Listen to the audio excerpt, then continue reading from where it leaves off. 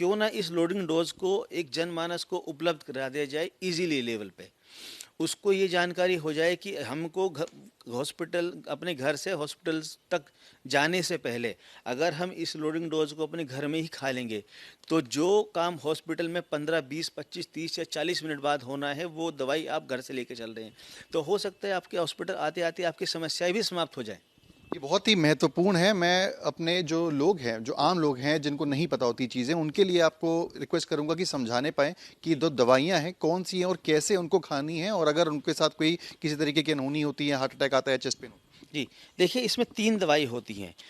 हम सभी लोग जानते हैं कि जब हार्ट अटैक होता है तो हार्ट की जो नसें होती हैं वो ब्लॉक कर जाती हैं, उसके अंदर खून के थक्के बनने लगते हैं, उसकी वजह से हम लोगों को हार्ट अटैक होता है।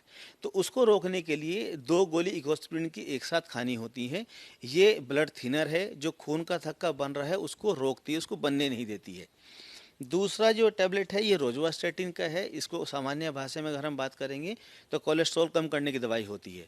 ये उस थक्के के प्रसार को रोकती है। है? इन दोनों को कैसे लेना है? ये 2 गोली हमको 2 गोली इकोस्प्रिन और 1 टैबलेट रोजुवास्टेटिन की पानी के साथ खा लेनी है।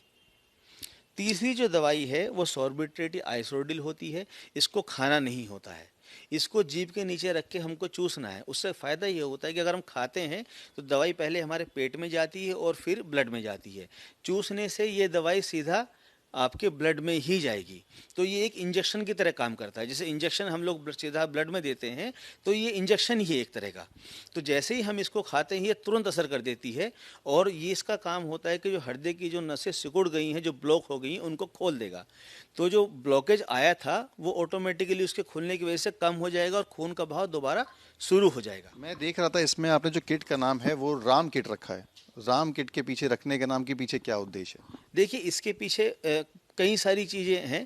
पहली चीज़ तो प्रभु राम सबका एक जो हम लोग की आस्था है कि जब कुछ भी गलत होता है तो ईश्वर बचाएंगे, तो एक तो वो। दूसरा इसके पीछे जो सबसे बड़ा जो मोटिव है वो मोटिव है कि जो गांव देहात का इंसान है या जिसको नहीं मालूम